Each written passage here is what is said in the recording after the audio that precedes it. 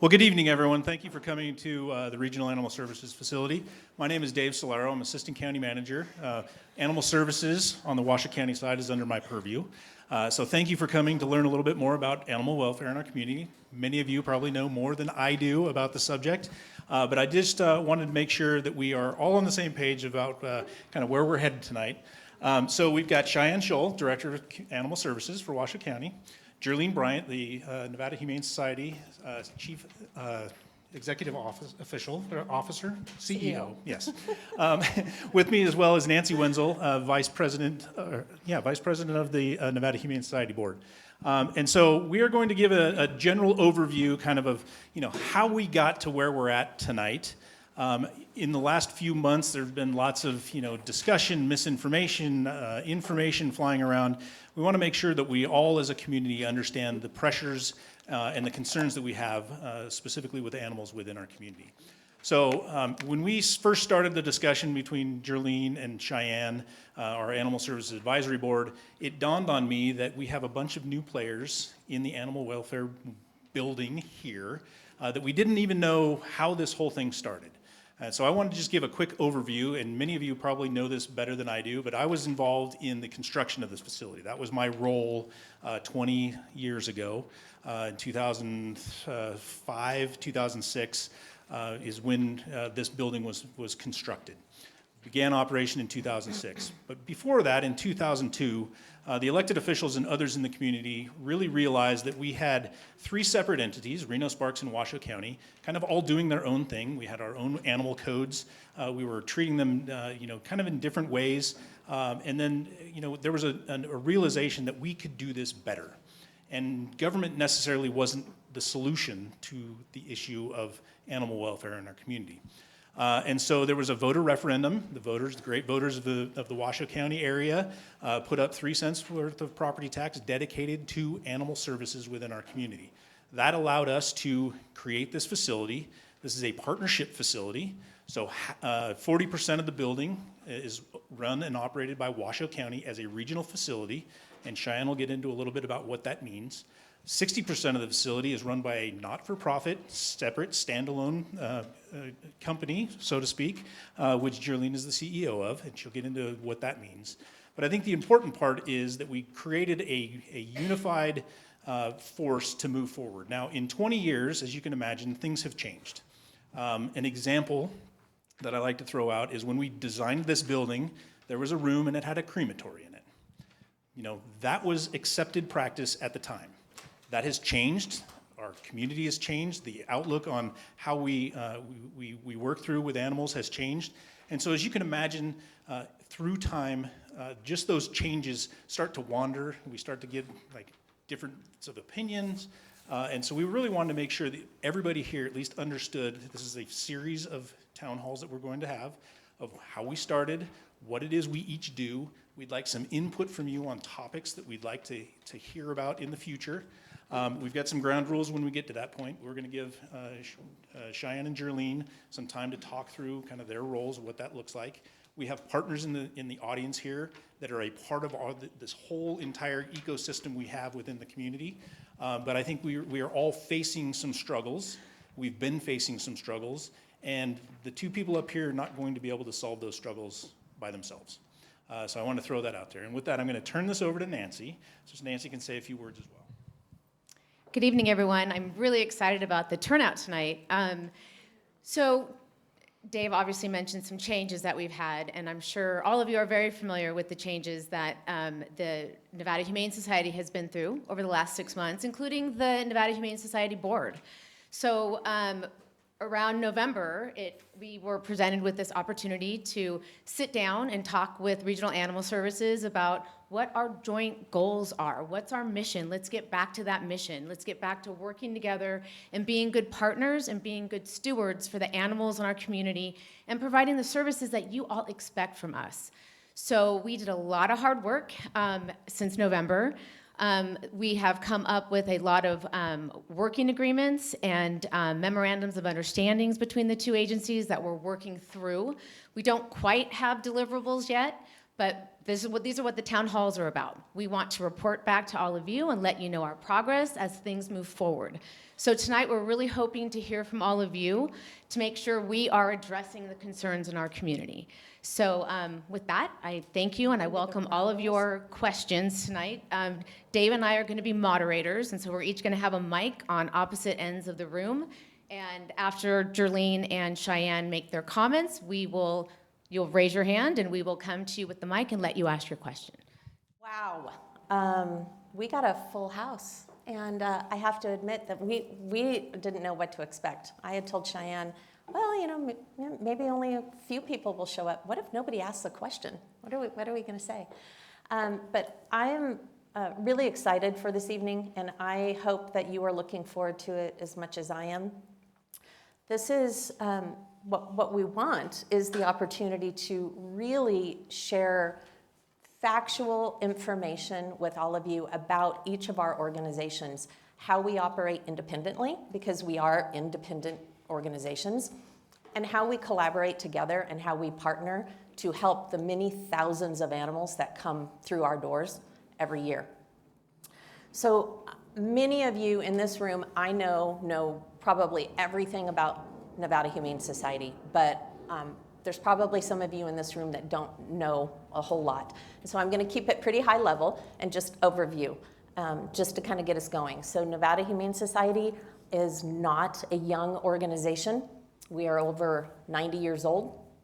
We're one organization, but we have 2 locations, so 2 campuses. Of course, the first one is where we are here in Reno. It is our largest campus by far. Our second campus is in Carson City. It does everything that we do here, just on a little bit smaller scale, except they have animal control. So we have the animal control contract for Carson City over there. We, as an organization, are 85% donor funded. So that's pretty significant. And here in Reno, and the work that we do in Washoe County and everything that we do here at this campus is 100% donor funded. And that's really important to know. We don't receive taxpayer dollars.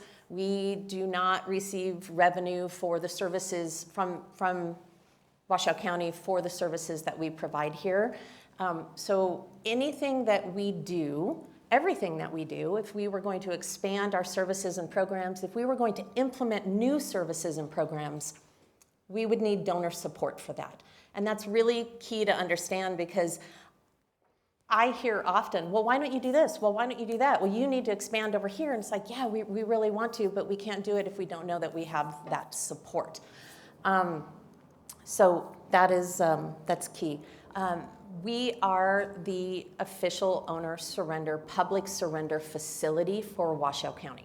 So that is what we are obligated and contractually obligated to do for Washoe County, is be the public surrender facility for non-livestock animals.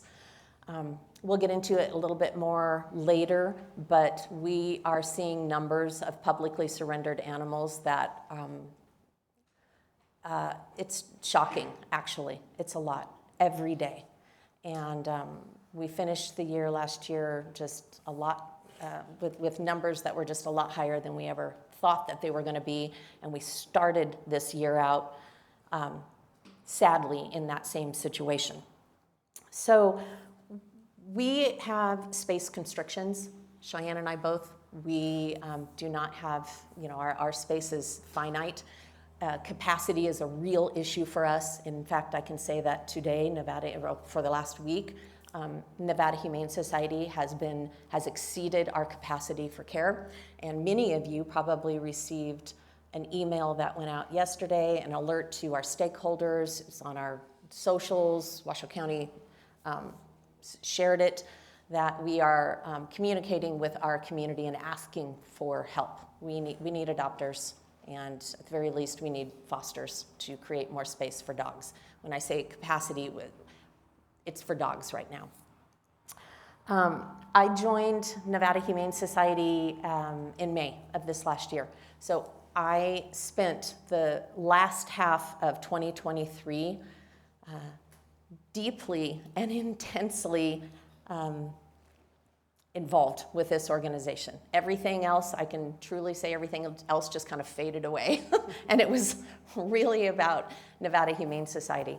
There probably wasn't an area, a department, in fact, I can say there wasn't, that didn't have a spotlight on it. That, we, when I say we, it's myself and my leadership team, really focusing on what wasn't working right. And there was a lot that wasn't working right, for sure. I mean, there's some things, we had great staff, we certainly have a wonderful building, we have a great mission, but we were struggling internally with all the processes. And so we really rolled up our sleeves and we went to work. And I would like to sit here and tell you that, we're done, we're putting our feet up, we did it.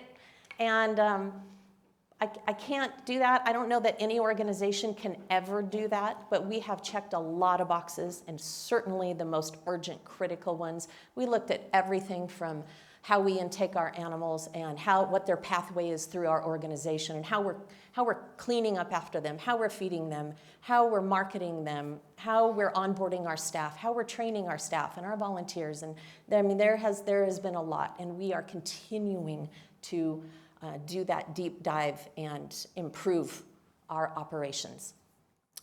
But I am sincerely sitting here before you, and I can tell you that this organization today is not the organization that I walked into in May of 2023.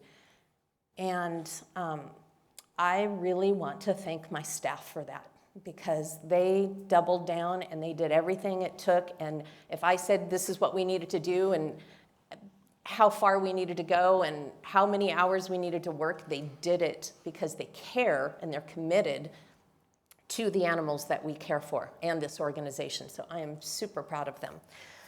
I want to wrap this up by also sharing that our community is very passionate about animals, and I'm proud of that as well. And in fact, I don't know any other community I've ever seen that is any more passionate about animals.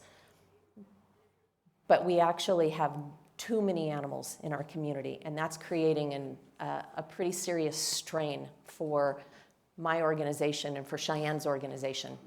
And as Dave mentioned, that's not a situation that we can fix alone. Not one organization has the solution.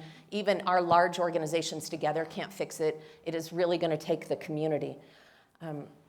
Last year, 6.5 million dogs and cats entered shelters and rescues in the United States. That's about the same number as the year before, and sadly, it is about 4% higher than 2021. We're trending in the wrong direction. It is too many animals. Rescues can't keep up. Shelters can't keep up. What do we do when we have so many animals coming in and we've filled all of our spaces? It's a challenge. And we need our community to come together, and that's what it's going to take. And that's part of what these sessions are going to be, is like, we love the animals in our community, and all of us together, all of the entities, the rescues, the shelters, the animal welfare organizations, and our community members, we have to get above this. We have to be better, and we have to address this situation somehow. So how? How are we going to do it? That's the million-dollar question. And with that, I'm going to turn it over to Cheyenne. Hi, everyone. When Jerlene and I talked about the turnout for this town hall, this is our first one, as you all know, she, jokingly said, well, what if no one shows up? And I kind of chuckled at her, and I said, that's not possible. Washoe County has a very supportive and very loving pet community, and that's one of the reasons that I chose to uproot my life and move here 9 years ago and start to work for Washoe County. And so I'm not surprised, but I'm very thankful that you all showed up today to hear about what our industry is facing, what nationwide our industry is facing, but more importantly, how we hope that you all will step up to help, because we cannot do this alone, as I think has already been said tonight.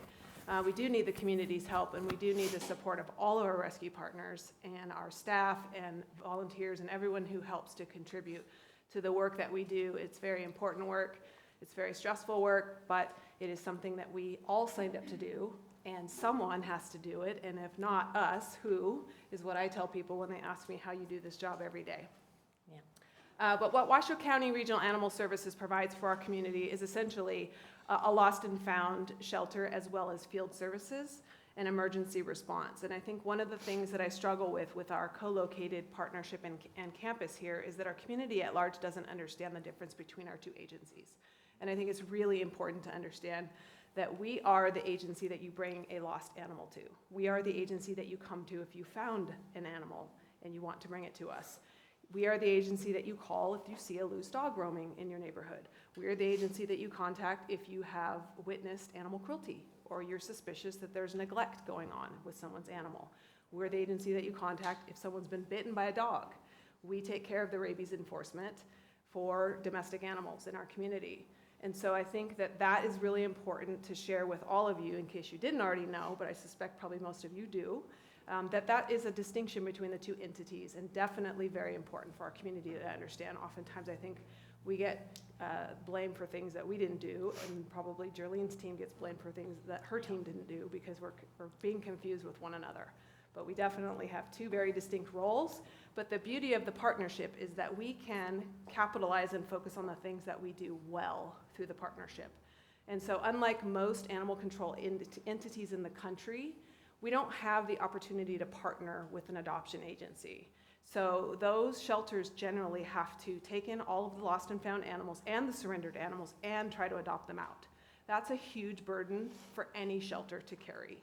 And so again, one of the reasons that I moved here is the dynamic partnership and the roles that are distinguished between our two entities that really helps animal services focus on the lost and found components, the licensing, the rabies control, the safety, and all of the things that we do well, in my opinion, and allows for the Nevada Humane Society and other rescue partners to focus on fosters and adoptions and all of those community outreach things that they do very well. And so that's one of the things that I think is really unique about our partnership, is that when it's working well, it is very, very well designed, and it can be very, very efficient and very beneficial for the community. In addition to the lost and found component of what we do, I feel that it's really important to highlight and to tout our reunification efforts in our community, because we don't do adoptions. We rely on all of our adoption partners, with Nevada Humane Society being our largest adoption partner. Every animal that comes to us, if it's not reclaimed by its owner, we have to try to get an adoption partner to take it. So we focus really heavily on trying to get those animals back home. We focus on a lot of proactive resources to get them microchipped, to put ID tags on them, to make sure that we have every opportunity to get them reunited with their owner.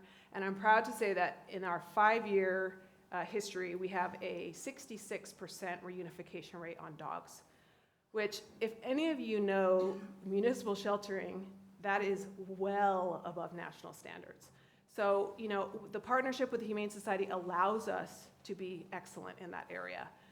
Cats are a little less successful. We have a 7% reunification rate on cats, however, still well above the national average. I think the national average is 2% for cat reunification.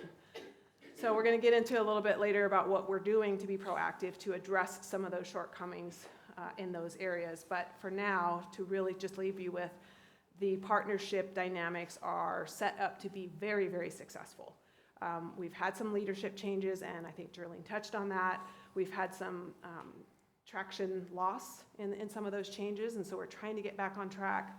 We are trying to set new goals and to really work together more cohesively for the benefit of our community. We have a long way to go, a very long way to go, but we need your help, we need your support, and we also need to know that when we make changes, that you'll understand that we're going to explain to you why we're making those changes, and hope that you'll walk with us down those roads, because sheltering has changed so significantly in the last few years.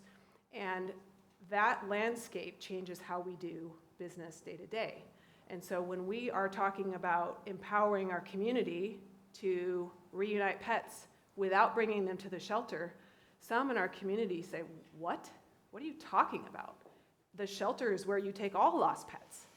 When they're not understanding that we have to move past those antiquated processes, and we have to start thinking outside the shelter walls, and we have to start really looking at how do we do more with less, because we aren't building new shelters. We aren't adding more kennels. We're not adding more capacity in terms of space for animals. We're actually decreasing it by some of the industry standard changes that have happened to allow for more space for animals and more humane care for the animals that are in our shelters. And so that means that we can't house as many animals in our shelter as we were able to 10 years ago. And that is very, very difficult. So we have to start thinking about new ways to do old business, and we're going to need your help. So with that, I'll wrap up with my piece. And Turn it to back to Dave. All right, so I know you all have questions. I'd like to figure out an easy way to do this, but Nancy will be on that side of the room. I will be on this side of the room. If you've got a burning question, please raise your hand. I will come to you. You can ask your question, and then we will do our best to answer that question. So, like I say earlier, we really want to hear from you, understand your concerns, understand if you've got questions about just how this operation works, how it's funded, any of those things. We really want to understand from you what those questions are that are burning in our community. So, back here.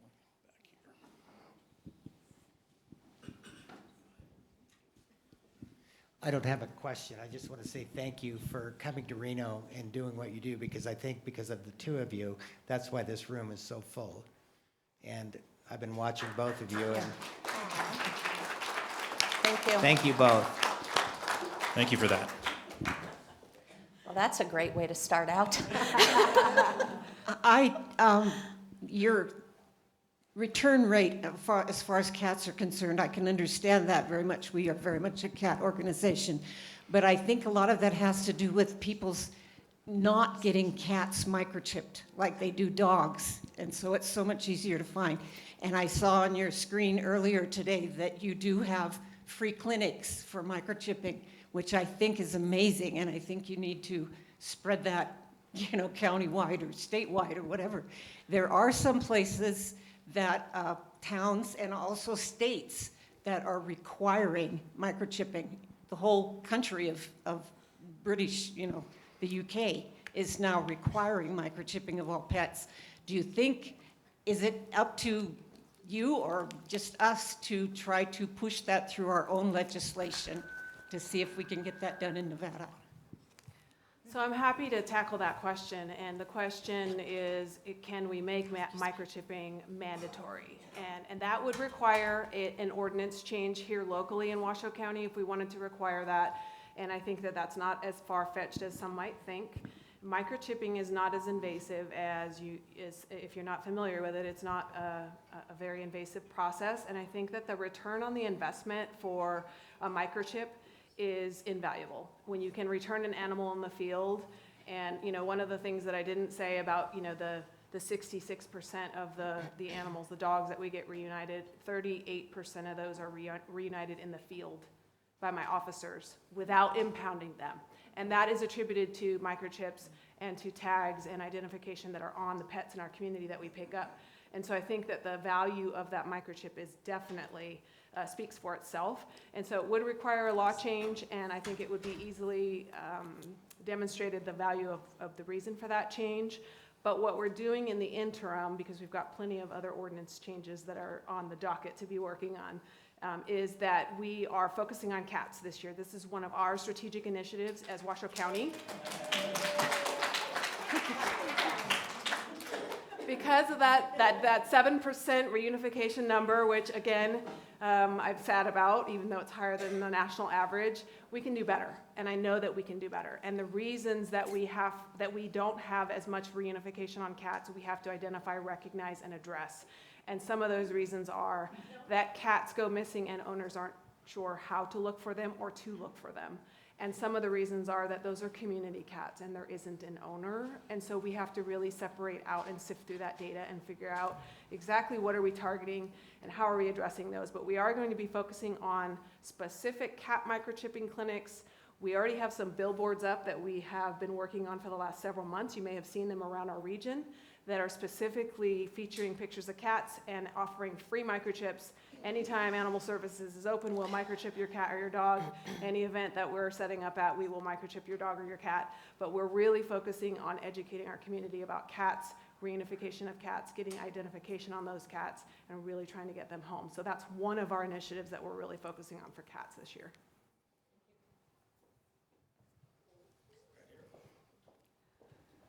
Thank you. If I understand correctly, the Lost and Found organization, if the pet is not turned in, it goes to an adoptive organization. Major one here is the Humane Society. And they're saying they're out of capacity. So why isn't the solution to add more capacity?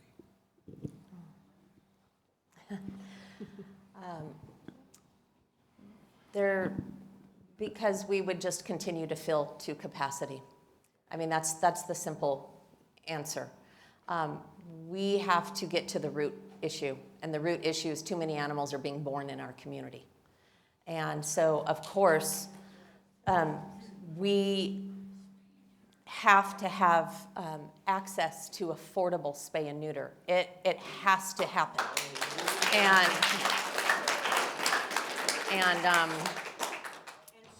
if you knew anything about my background, you would know how deeply and passionately I feel about that. But we have to walk before we can run. And like I said, I spent the last half of 2023 getting us to a place where we were on a good foundation, and I feel that now. And we are, when I say we, I mean my team at Nevada Humane Society, we are so excited about 2024 and this year, because we are at a place now where it doesn't, I mean, this is a terrible analogy because I like vegetables, but you know, we have really been eating our vegetables, and our dessert is some of those programs that we know are absolutely desperately needed in our community. One of those is access to affordable spay and neuter. The other one is a robust and high functioning and effective TNR program. Like, we have to have that. But I knew that, I mean, the day I got here, the week I got here, but you can't, if you're going to take on, any leader of any organization that has any experience knows that you do not implement programs or new programs or expand on programs if you don't have your house in order and you are not on solid footing. And that's what I was trying to do. And so when I got here, I understood that there was so much frustration because things hadn't been going well for quite a long time. And I knew that, and I heard it from many of you and from our community. And all I kept saying is just be patient. Let me just get to that place. Please be patient. I understand. Let me get to that place. We're at that place now where we can really start talking and planning and implementing, you know, and it isn't going to be overnight. It's not like flipping a switch in here and turning the lights on, but we will be expanding on these programs. But remember, we are donor funded. So I can only do what I have funding to do, and we are working on that. So. Okay. I know that, yeah, so Nancy has someone back here. Okay, going back to the missing cats or reuniting cats, that's something that I'm really into. Whenever I see a stray cat in my neighborhood, I always take them, you know, if I can catch them, take them to see if they're microchipped, and I will make a report on the Animal Services website, and then usually make a Facebook post also. Is that proper? I mean, is that helpful to you, not bringing the cats to you guys, but just holding on to them at home and trying to find their owner on my own? And then a lot of times, I get no response, so now I have 11 cats. And one of them needs to be neutered, which I can't afford the $300, plus bill, and is there actually a program that would help somebody like me who has a lot of cats and to do the low-cost vaccinations and neutering? I'd like to answer the first part of the question, and that is about how to help with the lost and found and really empowering the community. One of the programs that we launched in 2022 is a microchip scanning station program with our pet station partners. So every pet station in Washoe County, for the exception of the brand new one that just opened up on Plum, has a microchip scanning station. We just added Options Veterinary Care, and we just onboarded our very first Truckee Meadow Fire Station on Barron last week. So we're adding to the tools to empower you as community members to get those animals reunited out there in the community without having to bring them to the shelter, but other programs that we're exploring. And again, we're gonna need your help and understanding is when you find an animal, there is a process that needs to occur. You can't just hold on to the animal. And so we want to create a well-defined process by which a found report, a photograph, very clear information about contact information of where the animal was found and who has the animal, so that we can allow the community to hold on to those animals if they opt to do so in a very oversought method, so that it's not a loosey-goosey, so to speak. And we want to make sure that if you are the person who lost an animal, that someone else has your animal and we don't have a phone number, or we don't know where they are, or we can't get a hold of them, that we're trying to cover all those bases. And so those are one of the program areas that we're looking at to, again, think about new ways to do old business, because we are not growing our facility. We have nowhere to grow. We're on the backside of the airport, so we're not going to be expanding kennels. So I think that we've got to really get creative, and that's one of the areas that we're thinking about, is working through programs that other shelters in the country have implemented that really do think outside of the shelter box. There are a lot of hands out there, so I just wonder, what is your current capacity and how long have you been full, if you are at Yeah. capacity now? Yeah. How many dogs and how many cats can you hold? Yeah, so, well, yes, we are at capacity, but when I say capacity, I mean our capacity to care.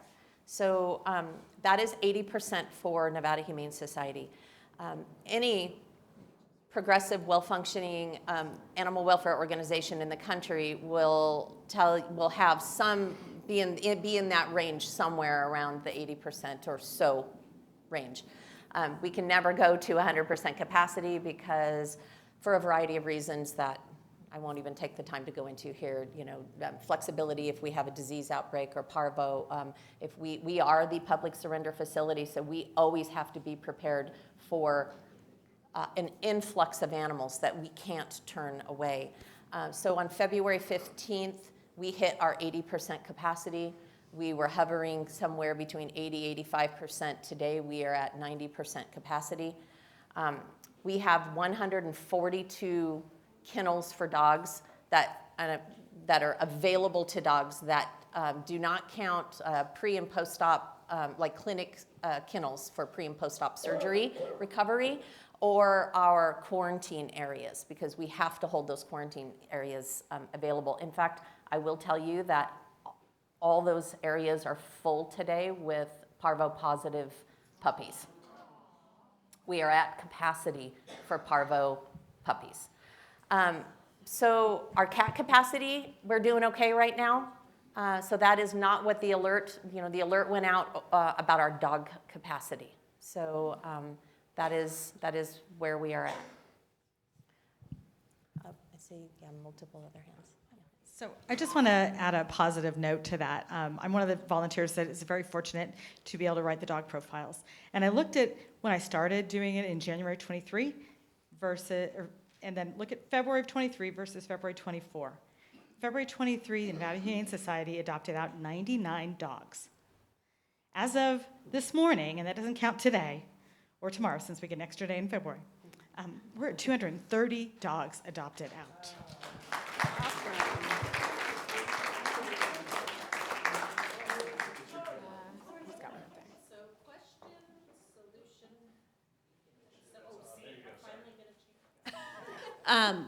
Because you're 100% donor funded, do you also have a grant writer on staff? I wouldn't say that we have a grant writer on staff with the title grant writer, but we have our philanthropy department, and Melissa Davis is our chief philanthropy officer in this room right now, and she has been the one writing grants for us. So we will expand on that, certainly. Mm-hmm. Oh, for sure, for sure. Yeah. Because Yeah. the whole problem is the spay neuter. Yes. Because we're not gonna adopt our way out of this. No, we are not.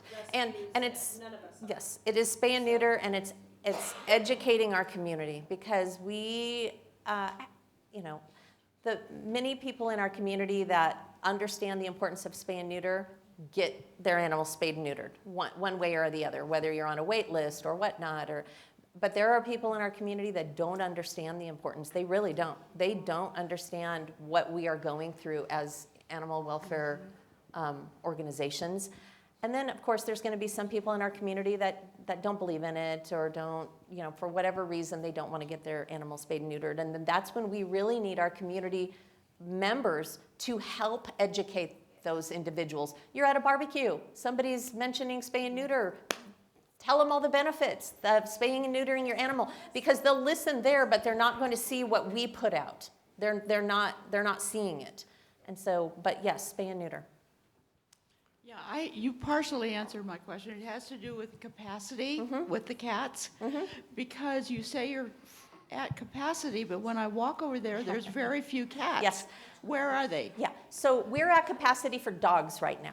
Our capacity for cats is very good at the moment. We are somewhere, I don't have that number in front of me, but we're probably around about 60% capacity. We are transferring regional animal services that your capacity for cats is good, and for available cats, and my team is over there every day transferring cats over. So one of the reasons that you may not see, even when we are full, one of the reasons you may not see as many cats here as you used to see, and you might think, where are all the cats? We keep hearing about the cats. It's about the changes that Cheyenne mentioned in the industry. So when I arrived here, when I got here to Nevada Humane Society, I walked in, and I was going to talk to the board. I wasn't thinking I was going to be here today.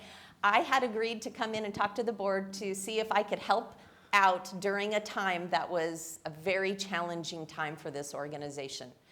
And I walked in, and when you have been in the industry and you have experience, you can't help it. Where you go, there's red flags. And I walked in, and I'm like, oh my gosh, there are cats everywhere. The hallway, we had rollaway cages filled with cats, and dogs were walking past them, coming up for adoption, and volunteers walking the dogs, and that is absolutely not okay in animal welfare. That is just an egregious thing to have happen, and for a cat. And it causes high stress, and it causes sickness, and a whole lot of things happen from there.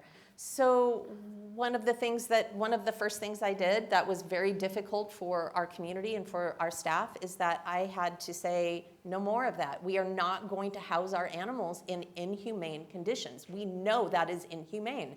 We know that today. Maybe we didn't know it 25 years ago, but we know it today.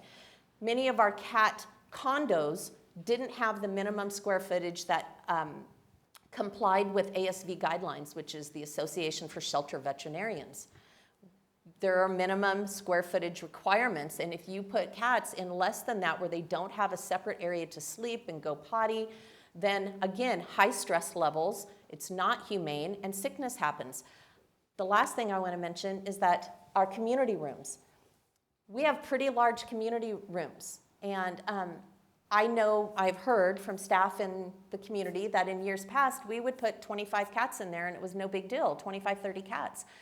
ASV guidelines clearly states that no matter how big the room is, you should not put more than six cats in a room. 6. Because of the personalities of the different cats, and it causes higher stress.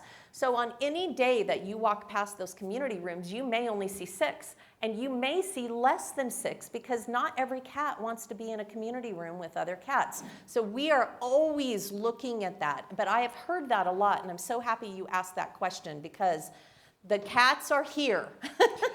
They're just not being housed in the ways that we saw before. And the last thing I will say is that it did cause us to decrease our capacity. It decreased our capacity by about 50% in how we housed the cats to comply with those best standards in animal welfare. But we are doing things to kind of come back from that. We have one of our rooms, that was a community room, we have repurposed to, and before anybody thinks, well, what about recognition and donors? The donors that sponsored that room are thrilled because instead of it being a community room, we'll now have appropriately sized condo cages for the cats. We will be able to house over 300% more cats in that room in a year than we could as a community room. So. And before we take the next question, I would just like to add on to the capacity issues that Jerlene has highlighted, because what impacts one side inadvertently impacts the other side of this building. And so we have limitations on capacity just like the Humane Society does, but the difference between our entities is we are the municipal agency. And so when our animals don't move, we have very difficult decisions to make. And so I want to make sure that you all understand that, we've got 110 dog kennels for stray dogs. We have 76 cat portals for cats. When those are full, decisions have to get made that are difficult decisions that none of my team wants to make. And we haven't had to make those decisions in a very, very long time in this community. 2023 was the first time we had to make decisions for space. So the problem is real, and it's not an animal problem. And I think that we've already highlighted that. This is a community problem. We've really got to get at the root of the issue. But we have capacity challenges that impact both sides of our entities. And so when the adoption facilities are full and they're not taking our animals, we will soon be full, and very difficult decisions have to be made. Okay. My question is, and I've got several questions, and I may have to come back on a different day. I think you're gonna have one this round. Okay, the first question off the bat is you talk about spay and neuter. Have you priced out what the doctors are paying or charging? Oh, for sure, yes. And that's why I say accessible spay and neuter. Why is that allowed? I mean, I've had many dogs and cats over the years that up until COVID was a reasonable rate. Yeah, we don't set the pricing for private practice. I understand that. I don't know if anybody here is a veterinarian or works in a vet's office, but to me, I would want to start there, and I don't know if anything can be done about it. I don't, you don't go into somebody's business and tell them what to charge. I understand that, but that is one of the problems that I see that you guys have, is because there's no place for anybody to go. Agreed. I mean, there is one place options, but other than that, but. Yeah. And that is a focus for Nevada Humane Society, and that is one of, I don't know if you were here earlier, but I did mention that is an objective, a goal, and very much a focus moving forward for this organization. We must have access to affordable spay and neuter in this community, and I don't think it begins and ends with this organization. I think that it has to be multiple organizations for sure. But that is absolutely a focus for us. Okay, that's a great segue to what I was gonna ask. I'm a big animal, lover, and I think what we do as humans has affected everything that happens with them. They're in our care and they have no choice. So my charity money goes to all you guys in Northern Nevada, but it also goes to UC Davis because they have such great programs with their surgeries and research. Has anybody considered incorporating the university or TMCC to start programs up for that, for rehabilitation or animal training? You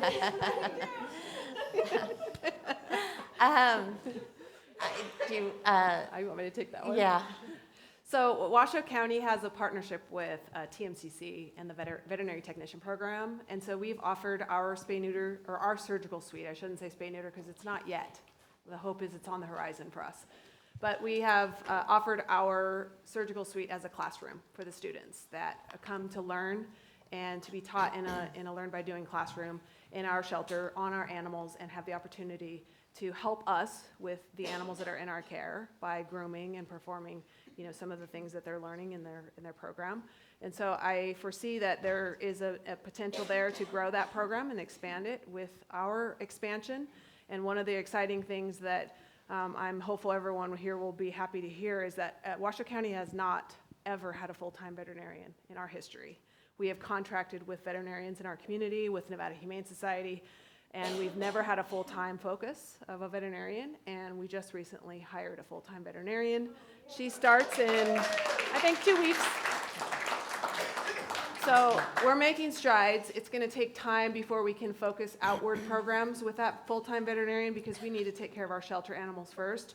But we absolutely do want to come to the table with spay-neuter resources and other things that our community desperately needs.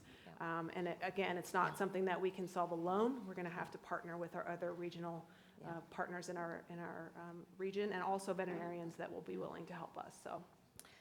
I will tag on to that again, just because spay and neuter is such a topic here tonight, that we have a really wonderful clinic here at Nevada Humane, and we have a very, very hard working group of team of veterinarians and techs and VAs.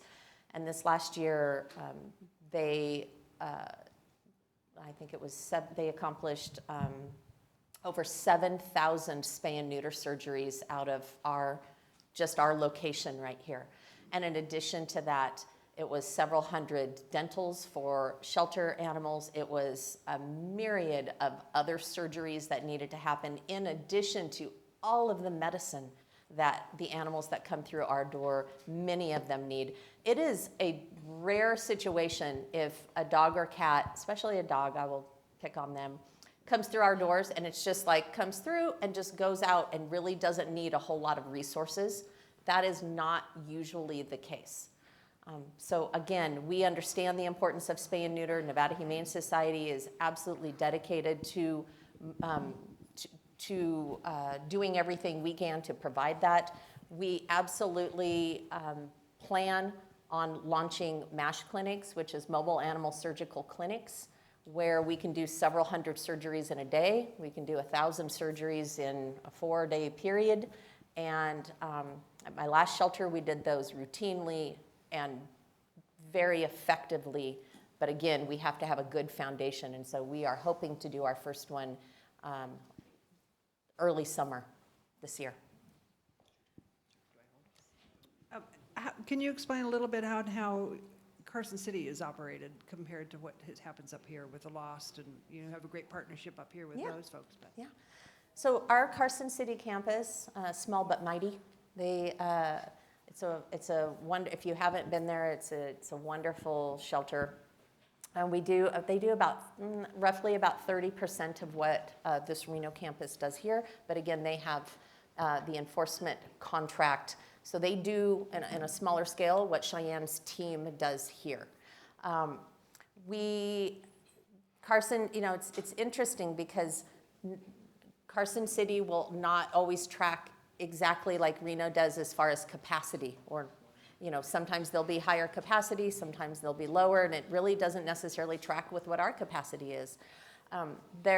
It's nice to have another location, because there have been times where we might have a dog sitting here and we think, why is this dog sitting here? I think, and the team, for whatever reason, will believe that maybe this animal, for whatever reason, this dog would get adopted better in Carson City, and we do it, and they do. And vice versa. So we don't do a heavy amount of transfers between our organizations, but it is nice to have that other location where we can kind of support each other. Each campus can support each other. So I know it's hard to see me, but I'm in the back of the room. Okay. I have a couple questions back here. Okay. So thank you for hosting this meeting tonight. It's wonderful and great to see the community so concerned and present. And hopefully they'll support in efforts to maintain the fabulous live release rate that this community has had for the past 15 years.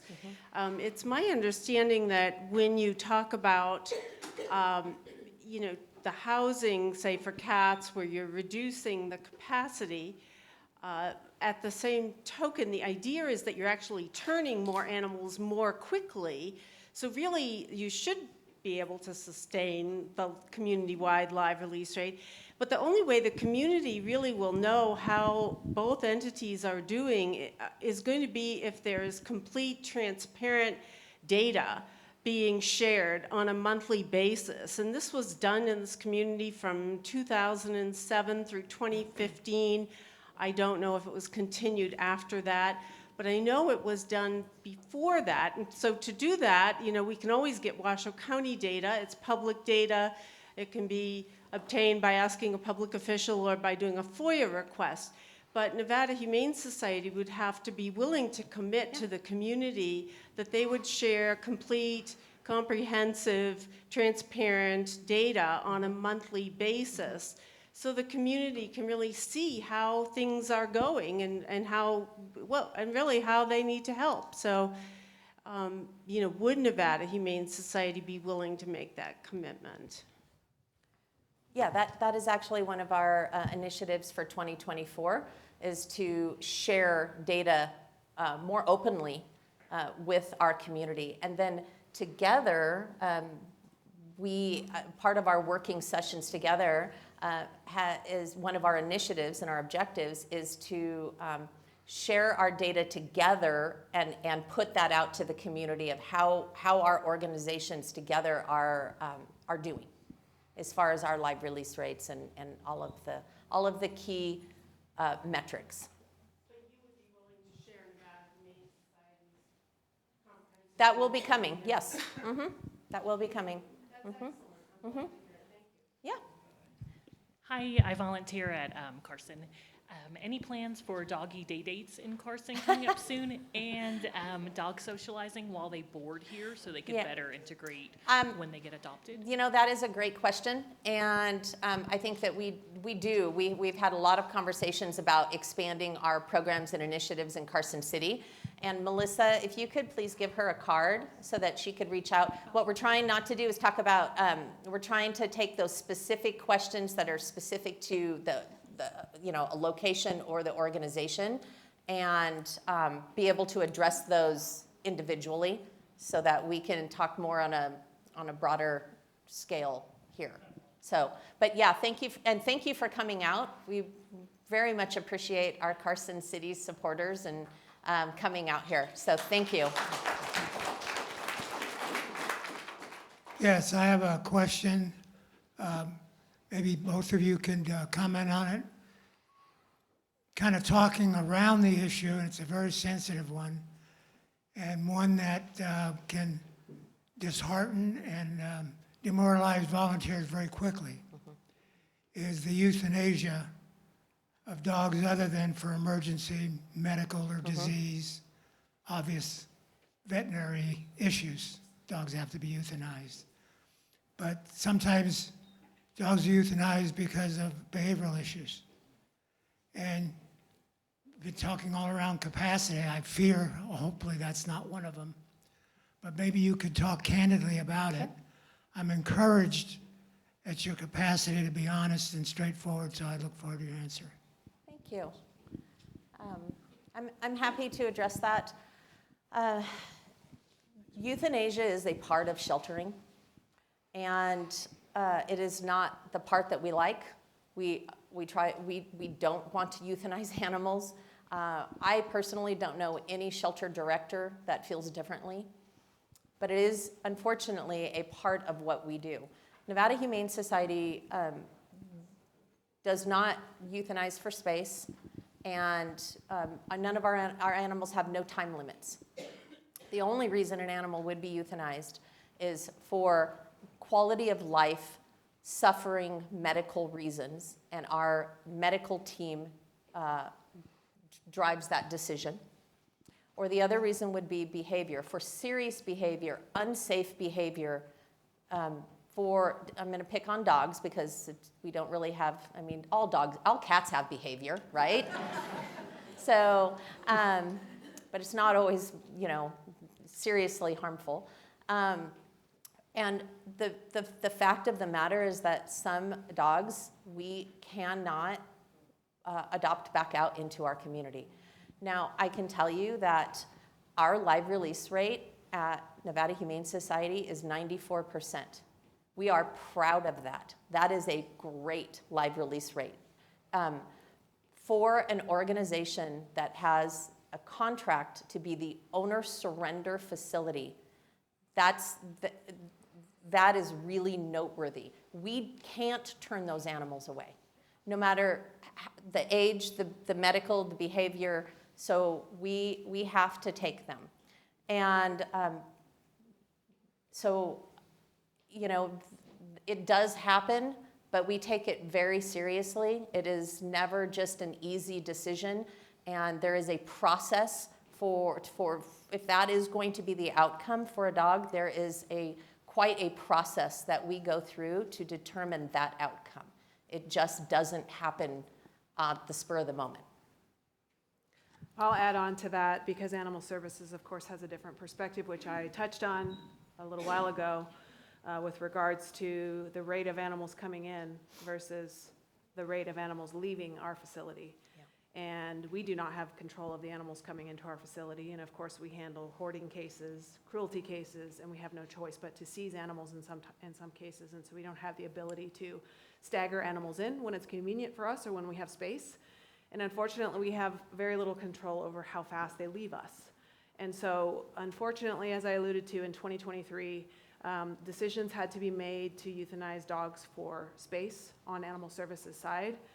Thankfully, it was under 15 dogs, which we respect and value all 15 of those dogs' lives. However, all of the things that Jerlene alluded to earlier, warehousing animals, capacity for care, having enough staff to provide adequate care for those animals that are in our facility, all have to be pieces of the puzzle that are considered when we're holding on to animals in our facility beyond the required hold. And so for Animal Services, that required hold in most cases is 5 days. When that stray hold expires, we're looking for a transfer partner for those animals to move on quickly. Our shelter was never designed to hold on to animals for adoption, for foster, for anything other than a stray hold shelter for lost and found animals to be reclaimed by their owners or to move on quickly to an adoption partner. And so we have capacity challenges that don't really give us much leeway or wiggle room to move. And so there are different factors and reasons that we have to euthanize on our side. And so those are not decisions that we ever compare with our entities. We have very different reasons for having to euthanize, but of course, we do take those issues and decisions very seriously. We have lots of steps that we put into place before we make those decisions. We have checks and balances that we implemented in 2023 with timelines and making sure that all rescue partners have been sought out and reached out to, and we've reached out more than once. And then we have committees that we sit down and discuss each and every one of those animals. And if there is no interest, there simply is no interest. And there's not a lot of options for those animals when our community is absorbed with animals. So unfortunately, it's a difficult conversation, as Jerlene alluded to. It's in our industry. It's part of what we do. It's the sad fact. It is the discards of the community. And where else will they go if we can't find a foster or a transfer partner to take them? So we have a lot of questions here tonight. I was gonna say we've got a whole bunch of questions. We're obviously getting very comfortable together. So donations for the questions. Yeah, right. So I think Nancy has some. Yeah, I've got a few more in the back. Okay. Okay, so I want to bring up, you had mentioned earlier that like in 2021, there was a lot of animals that went out for adoption that, I mean, the shelter was never really full. It was great. It was doing really great. But now we're like at capacity again. We're getting a lot more of these animals in. So I'm wondering, is it like, are you checking, because the Nevada Humane Society, every animal is microchipped that's adopted through here. So when you're finding these animals or these animals are coming back in or being surrendered, are you kind of seeing a trend that maybe all of those that how kindly people adopted them when they worked at home, and now a couple years later, they've got to go back to work or do something else? Are you seeing an influx of those animals coming back, or is this more of you're just finding animals being dumped or hoarding situations, or do you have like just some idea of why we're having this uptick in dogs? Sure. Even cats maybe, but more concerned about the dogs? Yeah, I mean, it's a great question, and it's the question that is being asked in every community around this country. We are not unique. So, yeah, I think COVID, I think the pandemic, of course, did affect it, but I can't tell you, we're not doing that audit on, we don't have the resources to do that audit on the animals that we're seeing coming in and when we adopted them out and when, but we know as a country that this is a problem everywhere. And I was recently at a conference in November. I mean, that was the main topic with all shelter leaders across the country. And then not only, I guess I want to add on to that, but I want to be careful with time. So I want to keep my answer really quick so that we can really get to some other questions. But not only are we seeing a big influx of animals coming into our shelters, we are seeing those bigger dogs with behavior. And it's not always necessarily the serious behavior, or the severe behavior. It's what we call the jumpy, mouthy dogs, the shepherds, the huskies, the pit bulls that are just not, and people, and our community is being more selective. And so currently what we have been doing is an audit on how many dog visits is our community coming in to do, and what is the percentage of adoptions for those dog visits. And what we have seen lately is that we're having the number of dog visits is stable and less adoptions, which means that our community is being more selective and they're not liking what they're seeing and they're adopting less. So, and I just want to pause 1 second because I do want to, Dave, this nice lady over here has been trying to ask a question since the beginning of the night. So at some point, can we make sure to get to her? We can absolutely do that. Okay. But I've got one question here. Oh, mine's been asked and Oh, it's ask and answer. All right. Sorry, I lied. I've still got two other over here. Yes. She can go. All right. Okay. I'm going to try to make this work. Slip through here. Oops, sorry about that. Got it right here. Here we go. I'm part of the rural Nevada community, so, and I think I've met you before, Jolene. Oh, Vanessa thank you. Stewart with Argonne. Yeah. Oh, okay.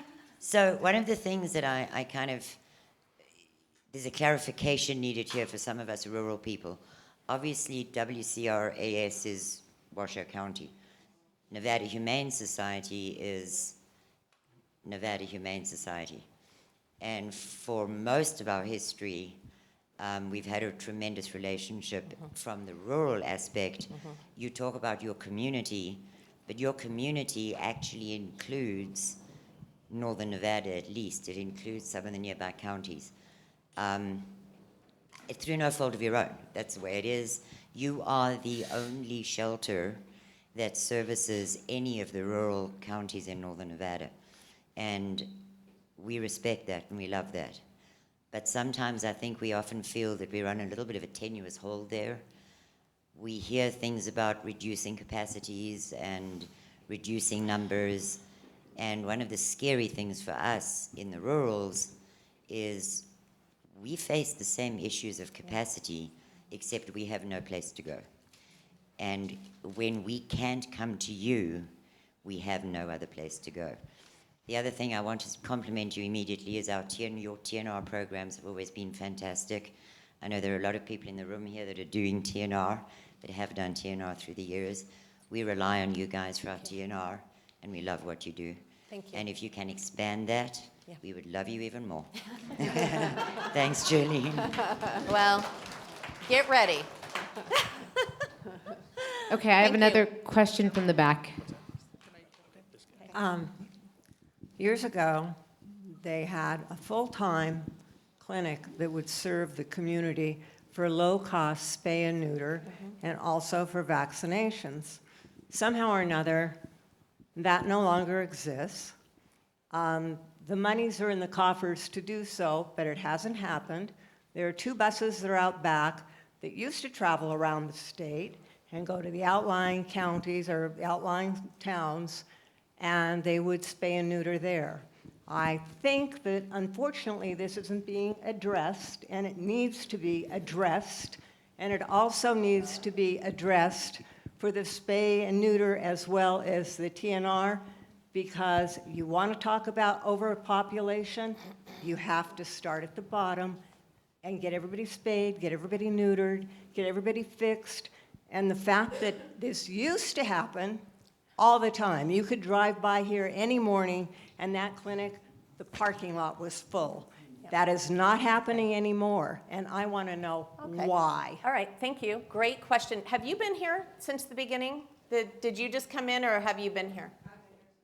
Okay. Absolutely, spay and neuter is a focus for Nevada Humane Society. It couldn't have been a focus in the first 6 months that I got here because we had other things that we had to address. Nevada Humane Society does have investments, and if I had used those for every single thing that everybody wanted, we would have used those twice over.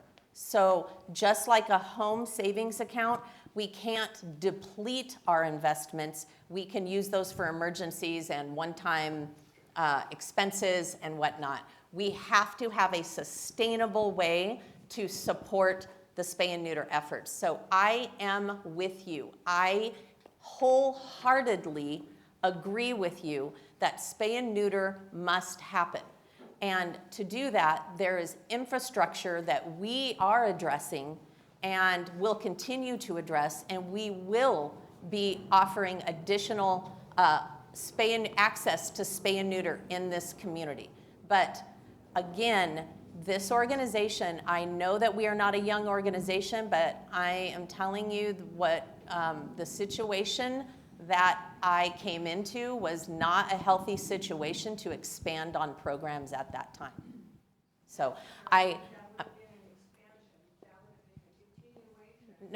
it would have been an expansion because it wasn't happening when I got here. So it would have been an expansion, and it will happen. So I know that spay and neuter is a very hot topic, and it is for me too. If you were a fly on the wall of any of our meetings that we have here at Nevada Humane, you would probably be happy and surprised at the amount of hours that go into talking about all of these initiatives, TNR and spay and neuter, that we need.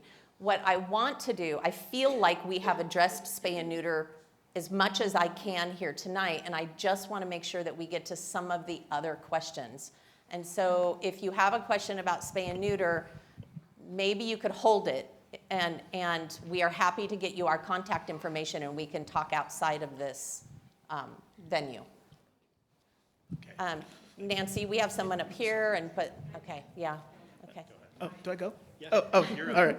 Yeah. Okay. So I think we're kind of ignoring an issue here. We've been talking a lot about spay and neuter, but I think we're ignoring the fact that in our community, a substantial number of the dogs that are coming in are intentional backyard breeding.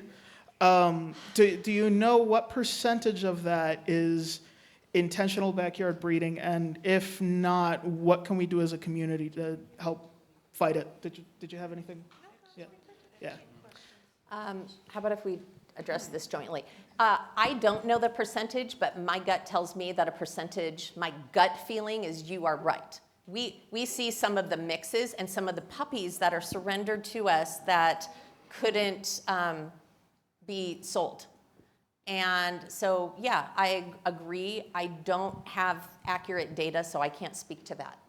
We don't have the data to be able to correlate that. However, again, as Darlene indicated, I suspect that that is a segment of the population of animals that come to us, as with any community where there's not restrictive spay-neuter laws and things that help to control and moderate the breeders. I think that that's definitely a potential possibility in our community.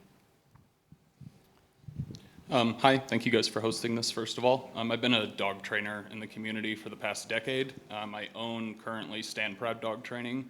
We're, I think, top 3 largest behavioral rehab facilities in the state now. We probably see 200 or 300 dogs a year from your guys' building. I would say in the last 3 to 4 years, we've seen a really alarming uptick in the number of cases coming in with severe behavioral issues that have made it through adoption. I think a lot of these dogs are shut down. You guys know how sheltering goes with large numbers of animals. And I think a lot of that has to do with this issue of dog capacity. A lot of these dogs are coming back. Only 60% of them, I think, now are in the original homes that they're adopted out from the shelter from. Of that 60%, 20% get returned back to you guys. And then even of that percent, I know you said you guys have a 94% live adoption rate. I would argue that's lower because hundreds of those cases come to me and get rehomed every year. And I would say dozens go through behavioral euthanization too, unfortunately. Yeah, Some of that's the live release rate coming from our organization. So that's the only way that we, that's data that we can. But I guess my question or my statement is I hope that we can foster a relationship between the training community and you guys to help mitigate this issue. None of us are looking for like financial investment. My staff is ready and rearing to volunteer our time and services to help you guys navigate these dogs the best we can. So. I love that. How have we not met yet? I don't know. I'd love to get your info. There's my card. Thank you. Thank you. Thank you. Hi, good evening. My name's Jesse Coulter, and as a dog owner, my experiences with both of your organizations have been awesome, so thank you to you and your staff. This has been very educational to me. I didn't know there was such a spay and neuter issue and backyard breeding that's bringing people here. I'm an attorney and possibly a judge one day. My question is, how can the courts or maybe changes in the law give you some more teeth? To me, it seems like maybe there should be a higher fine for someone whose dog that is not spayed or neutered gets out than a dog that is spayed or neutered. It seems like you She guys wants to know why she hasn't talked to you yet. you could use some tools, or if someone came in with what appeared to you to be backyard breeding, it's certainly irresponsibility. You may have to take the dog under the law in your agreement with the county, but there still could be fines or citations or a criminal matter. So what tools could the law give you to help you meet your goals? Melissa, give the man my card. Yes. please. I think that is just a bigger answer than, thank you though. We Thank need you so lots of much for help. being here. Yes, thank you. I got my question. Yes.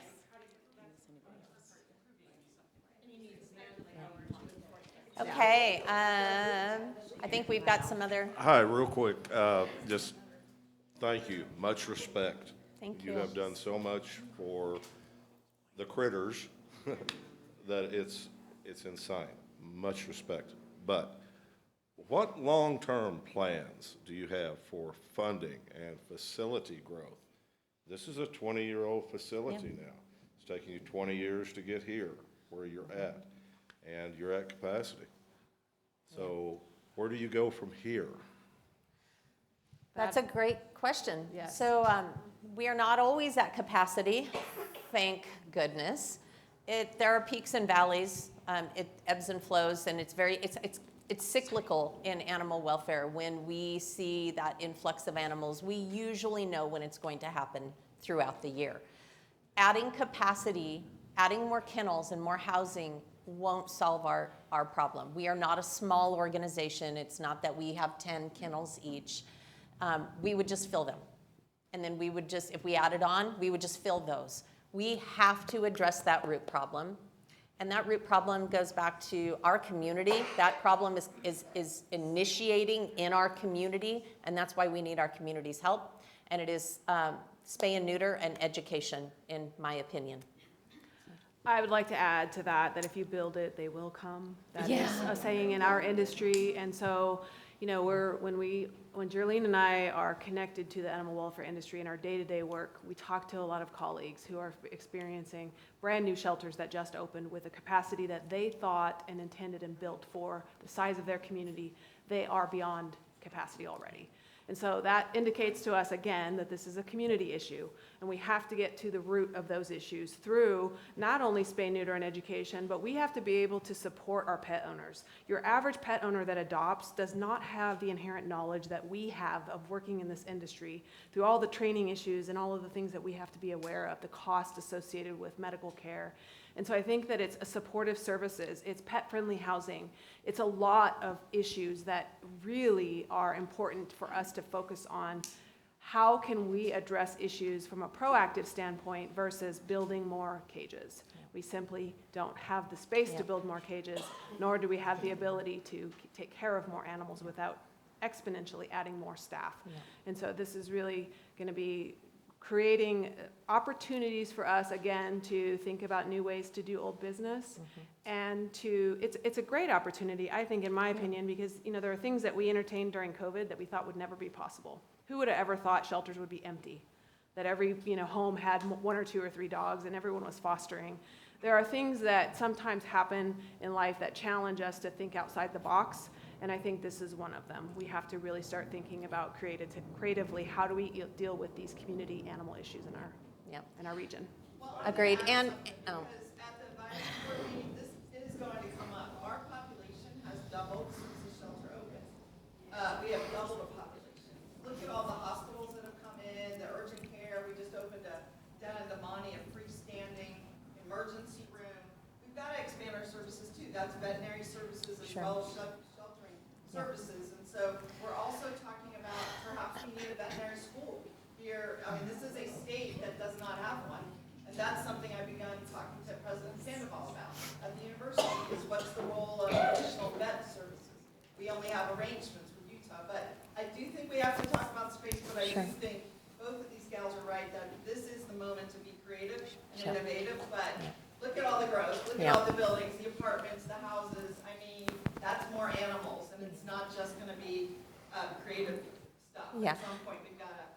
exactly. And in addition to, of course, in addition to access to spay and neuter and education in our community, both of our organizations, you know, expanding our outreach programs. What does our community need? At Nevada Humane Society, we have our animal help desk, and we do our best to keep pets in their home. That is a shelter diversion program. You know, it's effective. I wish we were able to keep every pet in their home. We can't, but there are certain things that we can do. Sometimes people just need a helping hand. Food distribution. Last year, we distributed 60,000 pounds of food from Nevada Humane Society into the hands of individuals that love their animals and want to keep their animals and were experiencing financial hardship and couldn't feed them. So we are doing everything we can as an organization to lend that helping hand. I know Cheyenne has programs similar. I do want to touch on the vaccine clinics. Somebody in the back had mentioned vaccine clinics. We do offer 2 vaccine clinics a week. And this last year, we provided almost 6,000 vaccines at low cost to our community. So while we're not doing everything that we hope to be able to do eventually, we aren't doing nothing. And it's gradual, and we are evolving, and we are getting better, and you will see those expanded programs from Nevada Humane Society. But I want to be clear, we can't do it all. We won't be able to, even as a large organization, we can't fix it alone. So. Can you explain your owner surrender process? And do you take back animals that have been adopted out? Something comes up, they can't keep them any longer. Do you take them back? Absolutely. After 30 days? Is there a time limit? No, we are the owner surrender facility. We take all animals. And in fact, when I got here, we had quite a wait time. I won't go into all of that. It was unacceptable, and we worked very hard to decrease that wait time. And I believe that today, I wish I had the stats. What are the stats? What is the wait time to surrender a dog? Unfortunately, with our capacity, we're about 3 weeks on a wait right now. Okay. Just a month ago, it was within a couple days. So when, if it is an emergency, we do have emergency kennels available. So we ask our community to make an appointment, and it allows us to I guess, monitor our capacity and our staffing, right? So, but if somebody has an emergency, we have that often where somebody shows up and they are being evicted, or they are leaving town, or they have a medical emergency, we take that animal. So I can tell you that owner surrenders in February for cats was up 253% over January, I'm sorry, that's for January of this year versus January of last year. Dogs were up 57, dog surrenders were up 57% this January over last January. It's a problem. Yeah, thank you. Can I stand? Oh, Dave. Hello, thank you for this opportunity, and I really appreciate this forum because we all know we all need to be here and have input, and I appreciate the representation we have here, and I appreciate especially these two guys who have come in offering to do stuff instead of what can you guys all do, right? It's good. I'm representing Community Cats, who is a exclusively, pretty much, TNR organization that is celebrating 25 years this year. Yeah. And so I appreciate the opportunity to speak. Thank you. It's been a long road, let me tell you. I would want to ask just one thing about TNR, is about, to Cheyenne, about that TNR flyer resources that people can be given, because that's a major lack, because people don't know what to do. There's cats in their backyard breeding, and that resource flyer, just, we all need to hand out hundreds of them, please. Were your ears burning? Yes. Were your ears burning? Because we just got that. It? Did you get them? We got the draft back yesterday. Wow. Finally. So we are hoping to float that past you one more time for blessing it, and then we're going to print them in masses. So, yes. Thank you. I understand that the public is desperate for low-cost, affordable spay-neuter.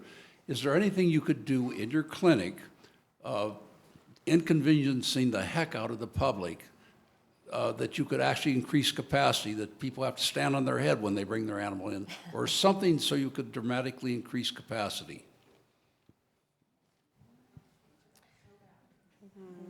We're working on it. That's the short answer. I mean, we need extra bodies. We need extra veterinarians, and with extra veterinarians, we need extra support staff, techs. One of the constraints that we have is the space for pre and post-op, to not so much for cats, but for dogs. And especially when our shelter is full, we use that space. And so it's a complicated, it seems like an easy question. The answer is more complicated. But what I can tell you is nobody in this room, and I promise you, is more motivated to expand on our spay and neuter in this community than me. I mean, you might be as motivated, but nobody is more motivated than me. It will happen.